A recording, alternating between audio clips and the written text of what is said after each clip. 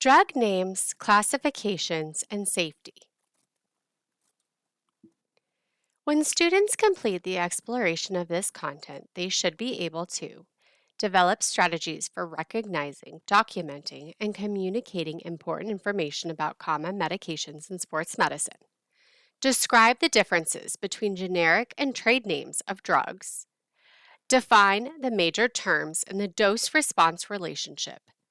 Identify the major classifications of adverse drug reactions. Describe collaborations with drug information expert, the pharmacist.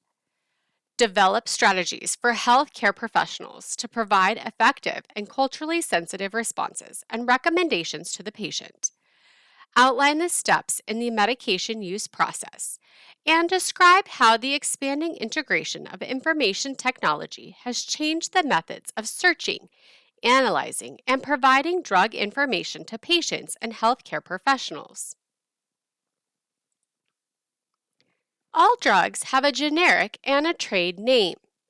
The generic name can sometimes be an abbreviated version of the drug's chemical name. For example, the drug with a chemical name of acetylsalicylic acid, ASA, is commonly known as aspirin. The generic, non-proprietary name is registered with the U.S. Food and Drug Administration, or FDA, and is listed in a directory of medications in the United States Pharmacopeia National Formulary. A drug's trade name or brand name is proprietary and legally protected by patents and exclusivity. For example, there are many brand names for aspirin, including Bufferin. The patent owner, usually the pharmaceutical company, has exclusive rights for marketing the product for a limited time after approval of the new drug. Generic drug names are written in lowercase, and trade names always begin with a capital letter. Bioequivalence. This requirement is made by the FDA that generic medications meet the same standards for safety and efficacy as their brand name counterparts. A patent. This is a property right guaranteed during the development of the drug. Exclusivity. This is delays and prohibitions on the approval of generic competitor drugs. This promotes a balance between new drug innovation and greater public access to drugs that results from generic drug competition. Currently, the term of exclusivity of a new patent is 20 years after which the generic drug can be produced. More than half of the prescription drugs written in the United States are for generic drugs. In the United States, most pharmacists have the authority to substitute generic drugs for brand name medications when the drug is dispensed to the patient.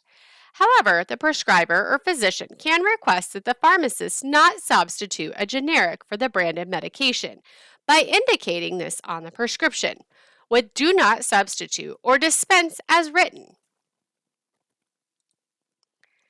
Medications are commonly classified as drug classes, which is a set of medications and other compounds with similar characteristics.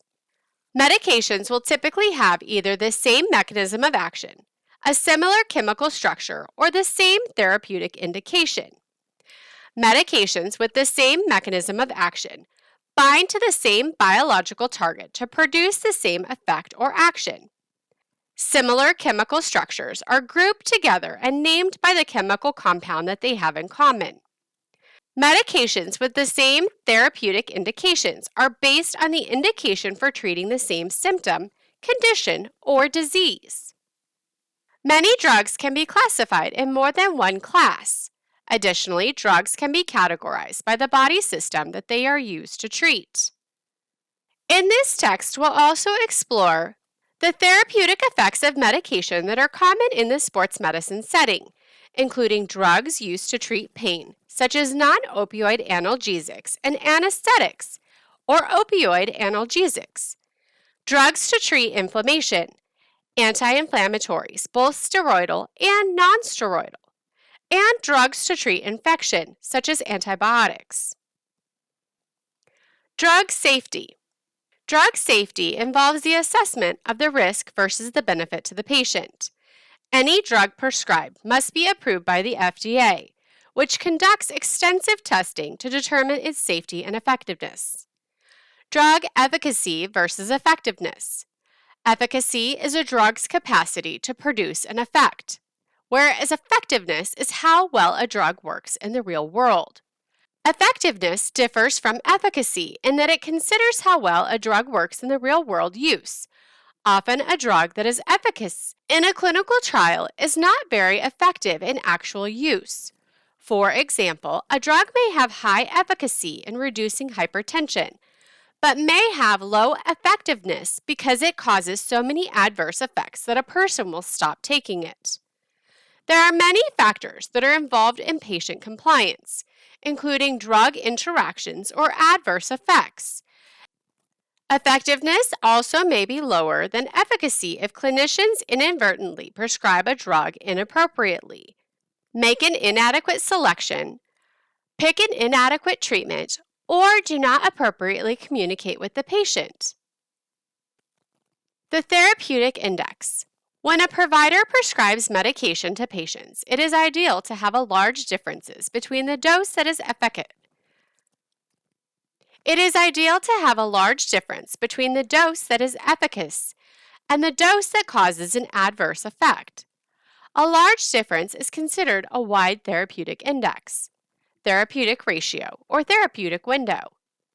Medications with a very high therapeutic index are extremely safe in the absence of a known allergic response in a given patient.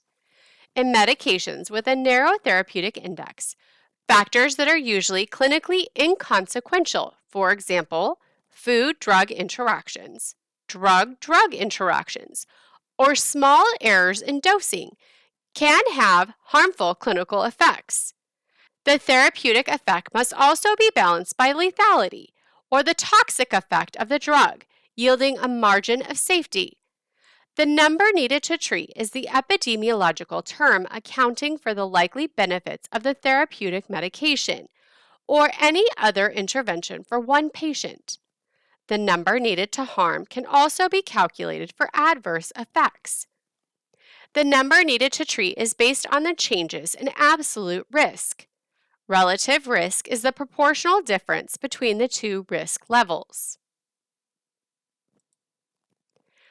Pharmacology intersects with toxicology when a physiological response to a drug becomes an adverse drug event. An adverse drug event or effect is an injury that results from medication use. Some adverse drug events are caused by preventable errors. Adverse drug events that are not preventable are often the result of an adverse drug reaction, which is an undesirable response associated with the use of a drug that either compromises the therapeutic efficacy, enhances toxicity, or both. Adverse drug reactions, or ADRs, can be manifested as diarrhea, constipation, rash, headache, or other nonspecific symptoms. However, many prescribers often attribute adverse effects to the patient's underlying condition and fail to recognize these contributing factors, such as the patient's age or number of other medications taken. The three types of adverse drug reactions are as followed: dose-dependent, allergic, and idiosyncratic. Dose-dependent is when drugs have a narrow therapeutic index. Adverse drug reactions are particularly concerning. Adverse drug reactions may result from a decreased drug clearance in patients with impaired renal or hepatic function, or from drug-drug interactions. In allergic drug, these adverse drug reactions are not dose-related and require prior exposure to the medication. Drug allergies develop when a drug acts as an antigen or allergen. After a patient is sensitized, subsequent exposure to the drug produces one of several different types of allergic reactions. Idiosyncratic. These are unexpected, adverse drug reactions that are not dose-related or allergic. They occur in small percentages of patients that take a drug. This is an imprecise term that has been defined as a genetically determined abnormal response, but not all idiosyncratic reactions have a pharmacogenetic cause. This term may become more obsolete as specific mechanisms of adverse drug reactions become more known. Adverse drug reactions can range from mild to severe. Serious adverse drug reactions are those that can cause disability or birth defects, are life-threatening, and result in hospitalization or death. This is a table of mild, moderate, severe, and even lethal adverse drug reactions. Allergic drug reactions. Drug hypersensitivity reactions can cause an immune system overresponse. The majority of reactions are unknown or poorly understood. Some individuals refer to these as a pseudo-reaction. The hyperresponse of the immune system to the antigenic drug leads to tissue damage, manifesting as organ-specific or generalized systemic reactions. Adverse drug reactions are not proven to be immune-mediated, that resembles allergic reactions in their clinical presentation, and therefore sometimes are referred to as an allergic-like or pseudo-allergic reaction. Drug hypersensitivity reactions are responsible for 6 to 10% of all adverse reactions to medications. The true frequency of allergic drug reactions is difficult to determine because many reactions are not reported and others may be difficult to distinguish from other non-allergic adverse events. The factors that influence the likelihood of an allergic drug reaction include the chemical composition of the drug, whether the drug contains proteins of non-human origin, the route of drug administration, and the sensitivity of the patient as determined by genetics or environmental factors. The symptoms of these reactions can involve asthma and rhinitis, urticaria or angioedema, anaphylaxis, aseptic meningitis, or even pneumonitis. Dermatologic or skin reactions represent the most frequent and recognized and reported form of allergic drug reaction. Up to 20% of people with asthma are sensitive to aspirin or other nonsteroidal anti-inflammatory drugs.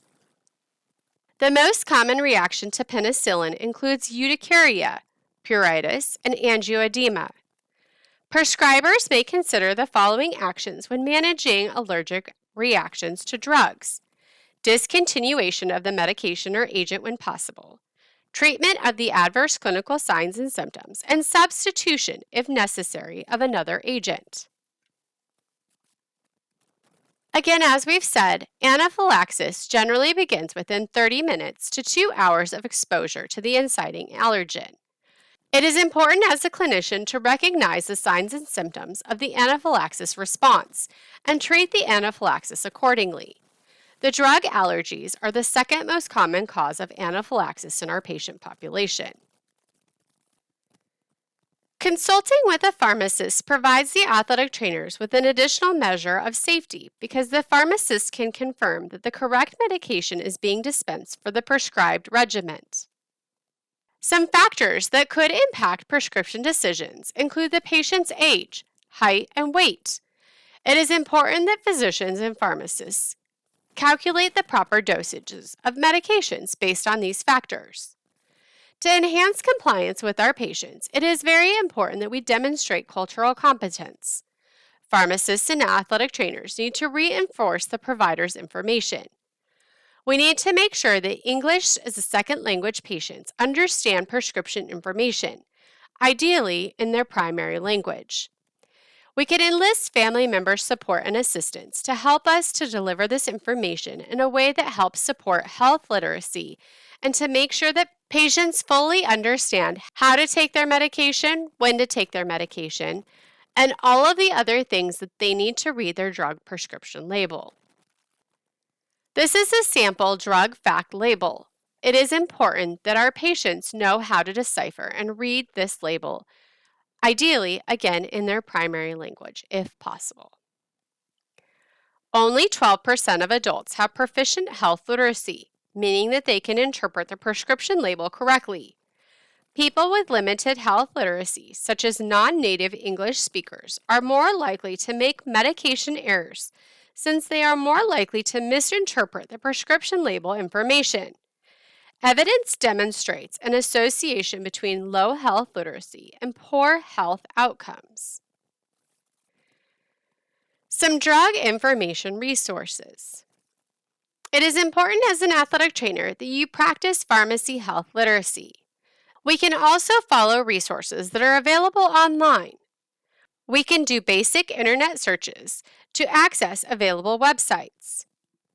This includes the Physician's Desk Reference or Prescriber's Digital Reference, or PDR.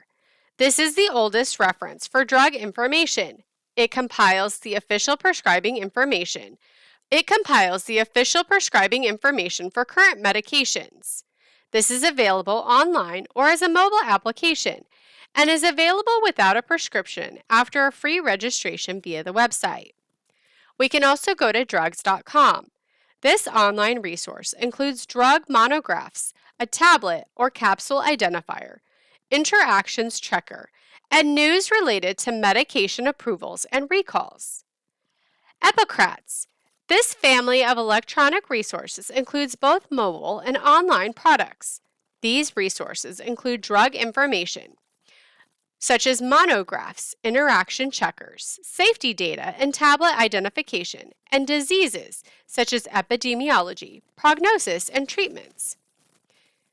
Medscape. This is published by WebMD. This is an electronic database that references more than 125 medical journals and textbooks. This is a free subscription service that allows healthcare providers to register their information preferences to receive the latest information within a particular specialty area. The U.S. Food and Drug Administration. The FDA website provides comprehensive, up-to-date information on medications, food and dietary supplements, medical devices, and other medical products. It provides updates on drug recalls, medication safety information, adverse drug events, drug approvals, changes to drug labeling, medication guides, and documents exchanged between the manufacturer and the FDA to the drug approval process. Some concerns for the provider. A black box warning is a method of FDA communication. The FDA has multiple platforms for communicating medication safety information to providers and the public. There are mandated label changes, safety communications, and the black box warning. This is one of its strongest warnings. The black box warning is verbiage on medications packaging that is surrounded by a black box, thus the name. It must be included in all print and broadcast advertisements. The FDA may issue this warning at any time when the manufacturer applies for approval in the regulatory process, or early in the marketing phase if safety concerns are identified. The black box warning is generally issued by the FDA based on clinical data or adverse events, such as death or cardiovascular events that have been recorded secondary to use in the medication. In addition to acknowledging the risks of the medication, this warning lists the updated information regarding the practice guidelines or specific at-risk patient populations. The drug-drug interaction is when one drug impacts the effects of the other. For example, some diabetic drugs diminish the corticosteroid, methylprednisone. This is important for diabetic patients with low back conditions. In summary, it is important to have a structured approach which requires high-quality resources. Athletic trainers should have a good working knowledge of pharmacology. They should have a working knowledge of common drug names, classes of drugs, and adverse drug reactions. They should also understand the safety concepts relative to the therapeutic benefits of the drugs that their patients are on. Athletic trainers need to stay current regarding prescription information as well.